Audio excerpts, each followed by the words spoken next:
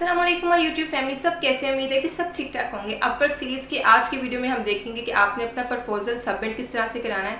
अगर आप में से किसी को प्रपोजल का आइडिया नहीं है तो मैं एक्सप्लेन कर देती हूँ कि प्रपोजल एक तरह की आपकी ऑफर होती है क्लाइंट को। फॉर एग्जाम्पल, आपने एक लोगो बनवाना है मुझसे, तो मैं आप लोगों को एक ऑफर दे रही हूँ कि मैं आपको $15 के अंदर और एक दिन के अंदर इस तरह का जिस तरह का भी आपको लोगो चाहिए वो मैं आपको क्रिएट कर दूंगी। तो मेरी ये ऑफर एक तरह से प्रपोजल है आप लोगों के लिए।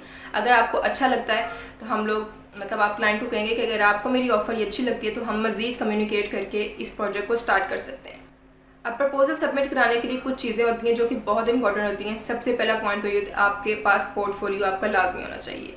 अगर आपके पास पोर्टफोलियो है तो आप अपर के ऊपर सक्सेसफुल हो सकते हैं, क्योंकि अपर के ऊपर टोटली बिडिंग सिस्टम होता है। इसमें ये कोई सीन नहीं होता कि आप प्रोफाइल अपनी रैंक करें और आपको ऑर्गेनिक ऑर्डर्स आने लग जाएंगे। ऑर्गेनिक ऑर्डर्स का मतलब ये है कि आपको डायरेक्ट ऑर्डर्स आने लग जाएंगे। ऐसा कुछ भी नहीं होता, टोटली बिडिंग सिस्टम है। अगर आपको अच्छी बिड लिखनी आ गई तो आप जॉब्स भी विन कर सकते हैं और आप सक्सेसफुल भी हो सकते हैं। अब पोर्टफोलियो क्या होता है? पोर्टफोलियो एक तरह से आपकी सीवी होती है जो कि आपको आप क्लाइंट को दिखा रहे होते हैं कि ये देखो, मैंने इतने इंडस्ट्रीज़ के साथ काम किया है, इतने मैं प्रोजेक्ट्स कर चुका हूँ और आपका भी प्रोजेक्ट मैं कर सकता हूँ। मुझे आप एक चांस दें, हम लोग इस प्रोजेक्ट को बड़ा अच्छा और बहुत अच्छे अंदाज में कंप्लीट कर सकते हैं। तो इस तरह से आपने अपनी बिड सेंड करनी है, प्रपोजल सबमिट कराना है और आपका भी प्रोजेक्ट मैं कर सकता हूँ, मुझे आप एक चांस दें, हम लोग इस प्रोजेक्ट को बड़ा अच्छा और बहुत अच्छे अंदाज में कंप्लीट कर सकते हैं। तो इस तरह से आपने अपनी बिड सेंड करनी है, प्रपोजल सबमिट कराना है। तो लैपटॉप की स्क्रीन पे चलते हैं और देखते हैं कि आपने किस तरह जॉब्स पे अप्लाई करना है और किन जॉब्स पे अप्लाई करना है। तो वीडियो स्टार्ट करते हैं। उससे पहले अगर आप चैनल पर न्यू है, चैनल सब्सक्राइब करके साथ में लगे बेल आइकन को प्रेस कीजिएगा ताकि आपको आने वाली हर न्यू वीडियो की अपडेट सबसे पहले मिल सके। अच्छा जी, अब हम आ गए हैं लैपटॉप की स्क्रीन पर। आपके सामने यहाँ पे जॉब्स फीड शो हो रही हैं। आपने कोई भी जॉब अपनी सर्च करनी है, रेलिवेंट कीवर्ड से सर्च करें। जैसे मैं यहाँ पे सर्च कर रही हूँ विक्स से रिलेटेड मुझे जो जॉब्स शो हो रही हैं वो 1022 जॉब्स शो हो रही हैं। अब हम यहाँ से कोई सी भी जॉब पिक करके देखेंगे कि मैं आपके साथ बेसिकली अपना एक्सपीरियंस शेयर कर रही हूँ कि मैं किस तरह जॉब से बिड कर रही हूँ। हर किसी का जॉब पे बिड करने का स्टाइल डिफरेंट हो सकता है। मे बी आप किसी और तरह से बिड करें और आपको और तरह से रिस्पॉन्स आता हो, मुझे इस तरह से रिस्पॉन्स आता है। ये जस्ट मैं आप लोगों के साथ शेयर कर रही हूँ। ओपन कर लेते हैं। ये जॉब 2 घंटे पहले पोस्ट हुई थी, ठीक है। अब हम इस जॉब में देख लेते हैं कि यहाँ पे 15 to 20 प्रपोजल सबमिट हुए हैं, ठीक है। यहाँ पे कंपटीशन कम है, क्लाइंट ने किसी को भी इंटरव्यू नहीं किया हुआ। तो आप ऐसी जॉब पे भी अप्लाई कर सकते हैं जिस पे क्लाइंट ने इंटरव्यू किसी को ना किया हो। बेशक वो 2 घंटे पहले पोस्ट हुई है, बेशक वो 3 घंटे पहले पोस्ट हुई हैं। अगर वहाँ पे प्रपोजल्स कम हैं, इंटरव्यू किसी को नहीं किया हुआ, किसी को इन्वाइट सेंड नहीं किया हुआ, तो आप उस जॉब के ऊपर अप्लाई कर सकते हैं। तो हम यहाँ पे देख लेते हैं। यहाँ पे क्लाइंट को एक ग्राफिक आर्टिस्ट चाहिए जिसके पास अच्छा एक्सपीरियंस हो विक्स के अंदर और वो उसकी आर्ट एंड होम डेकोर का विक्स स्टोर अच्छे से डिज़ाइन कर सके। उसके बाद उसको एक ऐसा आर्टिस्ट चाहिए जो कि यूज़र फ्रेंडली साइट बना दे। क्लाइंट की 30 कैटेगरीज़ हैं और 1500 आइटम्स हैं, ठीक है। आप में से जो लोग वेबसाइट्स के बारे में जानते होंगे उनको मेरी बातें समझ आ रही होंगी, लेकिन जो वेबसाइट का काम नहीं करते, किसी और कोई और उनकी सर्विसेज हैं, तो वो उस लिहाज से जॉब पे बिड करेंगे। ये सिर्फ मैं आपको एक डेमो दे रही हूँ। जॉब की रिक्वायरमेंट को अच्छे से पढ़ना है, उसके जो मेन पॉइंट्स होंगे उनको माइंड में रखना है। उसके बाद यहाँ पर आप देखें क्लाइंट का पेमेंट मेथड वेरीफाइड नहीं है। कोई मसला नहीं है। क्यों? क्योंकि क्लाइंट ने 28 अप्रैल यानी कि कल अपवर्क ज्वाइन किया था। उसका पेमेंट मेथड अपवर्क के साथ वेरीफाई होने में 2 से 3 दिन लग सकते हैं। इसका ये मतलब नहीं है कि क्लाइंट का पेमेंट मेथड ऐड नहीं है तो आप इस जॉब पे अप्लाई नहीं करना। तब ये क्लाइंट ओरिजिनल है और आप इस जॉब पे अप्लाई कर सकते हैं। उसके बाद यहाँ पे क्योंकि क्लाइंट कल अपवर्क के साथ ज्वाइन हुआ है तो इसके कोई भी क्लाइंट की कोई भी वर्क हिस्ट्री यहाँ पे नहीं है और इसका कोई यहाँ पे रिव्यू भी नहीं होगा। अदरवाइज़ यहाँ पे जब आप नीचे आते हैं तो क्लाइंट का आपको या तो नाम मिल जाता है जो कि आप प्रपोजल के अंदर यूज़ कर सकते हैं क्लाइंट को एड्रेस करने के लिए। यहाँ पे हम सबमिट अ प्रपोजल पे क्लिक करेंगे। अब आप देख सकते हैं कि यहाँ पे क्लियरली मेंशन है दिस प्रपोजल रिक्वायर्स 1 कनेक्ट। मतलब इस जॉब पे अगर आप अप्लाई करते हैं तो आपको 1 कनेक्ट चाहिए।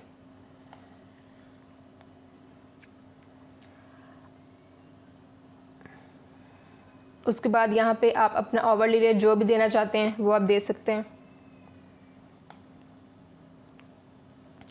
अब यहाँ पे जब आपने इस जॉब को ओपन किया था,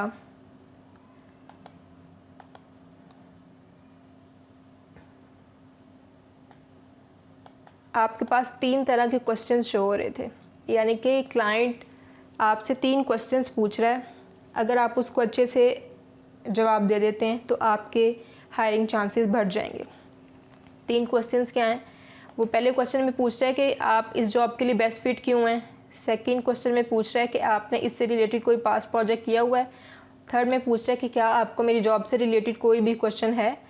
अब हम लोग क्या करते हैं कि जब जॉब पे बिड करते हैं तो सबसे पहले हम सब कुछ जो भी मेन पॉइंट्स होते हैं हम वो कवर लेटर में लिख लेते हैं। आपने ऐसा नहीं करना, क्योंकि जब क्लाइंट के पास आपका प्रपोजल जाता है तो सबसे पहले जो 3 क्वेश्चंस होते हैं ना, इनके आंसर टॉप के ऊपर क्लाइंट को शो होते हैं। वो गौर से जो पढ़ता है वो इन 3 क्वेश्चंस को पढ़ता है। आपका जो कवर लेटर का बॉक्स है इसको वो इतना गौर से नहीं पढ़ता, ठीक। तो आपने मैक्सिमम ये कोशिश करनी है जितनी भी आप मेन पॉइंट्स हैं आपके माइंड में वो आप इन 3 क्वेश्चंस के अंदर कवर करें, और कवर लेटर जो है वो आप छोटा सा लिखें। सबसे पहले हम इस क्वेश्चन का आंसर करते हैं, why do you think you are a good fit for this particular project. तो इसका जो आंसर है वो मैंने ऑलरेडी बना के रखा हुआ है।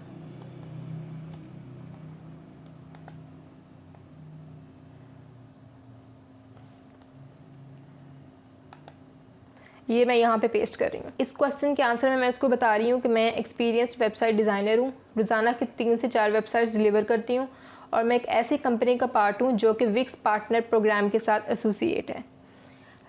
आपने ऐसी ऐसी बातें लिखनी है जो कि अगर क्लाइंट आपसे प्रूफ भी मांगे तो आप उसको दे सकें, ठीक है।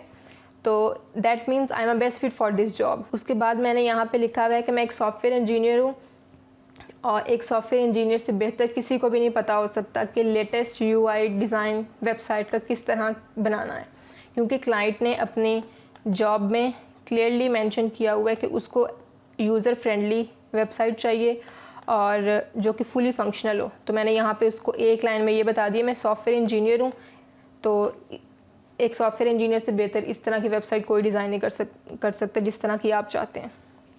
उसके बाद यहाँ पे मैं उसको एक अपनी ऑफ़र दे रही हूँ कि मेरे पास स्टॉक फ़ोटोज़ की एक्सेस है, HD स्टॉक फ़ोटोज़ हैं, तो हम आपकी वेबसाइट के लिए यूज़ कर सकते हैं। आपकी वेबसाइट जो है वो उससे ज़्यादा प्यारी हो जाएगी। उसके बाद क्लाइंट ने यहाँ पे लास्ट में ये भी मेंशन किया है, सैलरी इज़। उसके बाद क्लाइंट ने यहाँ पे ये भी मेंशन किया है कि आप जो सैलरी है मैं देने को तैयार हूँ अगर आप एक्सपीरियंस्ड हैं और आपके पास एबिलिटी है। मैंने यहाँ पे उसको लिख दिया है कि हम प्राइस नेगोशिएट कर लेंगे, और मेरे लिए कस्टमर सेटिस्फेक्शन ज़्यादा इंपॉर्टेंट है बजट से ज़्यादा। ठीक हो गया। उसके बाद व्हाट पास्ट प्रोजेक्ट, मतलब आप पहले कौन से इस तरह के प्रोजेक्ट्स कर चुके हैं, तो इसका भी आंसर मैंने पहले बना के रखा हुआ है।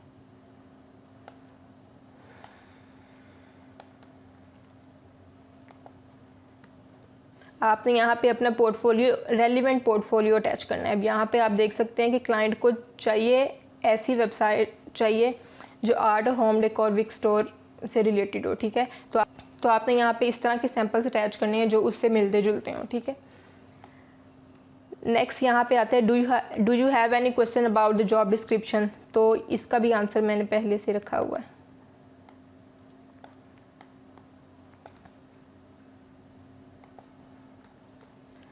अब यहाँ पे अगेन मैंने उससे क्वेश्चन पूछा है कि मेरे पास स्टॉक फ़ोटोज़ की एक्सेस है, क्या हम आपकी वेबसाइट के लिए यूज़ कर सकते हैं, ठीक है। ये एज अ क्वेश्चन मैंने उससे पूछ लिया।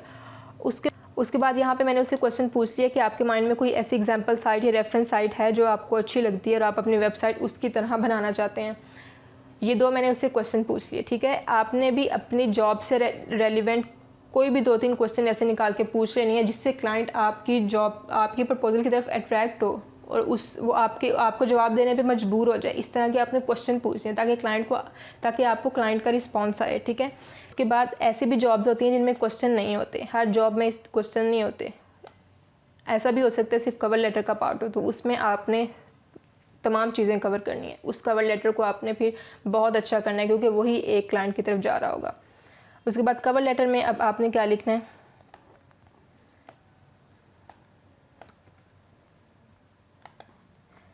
कवर लेटर में अगर आपको क्लाइंट का नाम पता है, क्लाइंट का नाम किस तरह से पता होगा, अगर इस क्लाइंट ने पहले अपवर्क पे कुछ प्रोजेक्ट्स करवाए होते तो यहाँ पे क्लाइंट की हिस्ट्री शो हो रही होती जिसमें फ्रीलांसर्स ने क्लाइंट को फीडबैक दिया होता। बाज़ फ्रीलांसर्स नाम के साथ बता देते हैं कि ये एक बहुत अच्छा क्लाइंट है, तो वहाँ से आपको नाम मिल जाता है क्लाइंट का। यहाँ पे आप क्लाइंट को उसके नाम से बुला लेते ही। तो इस तरह से आपने छोटा सा कवर लेटर लिखते हैं, लेकिन जो क्वेश्चंस के आंसर हैं उनको आपने मैक्सिमम जितना अच्छा लिख सकते हैं, जितनी अच्छी अपनी एक्स्ट्रा ऑफ़र दे सकते हैं, यूनिक ऑफ़र्स दे सकते हैं वो दें।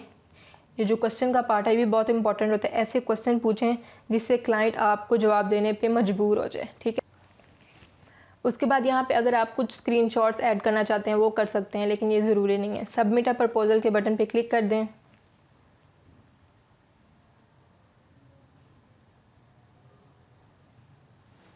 और यहाँ पे आपका प्रपोजल सबमिट हो चुका है। ये थी आज की वीडियो अच्छी लगी है तो लाइक कीजिएगा। जो लोग चैनल पर नहीं हैं चैनल सब्सक्राइब करें। अपना ख्याल रखिएगा। Take care. अल्लाह हाफिज़।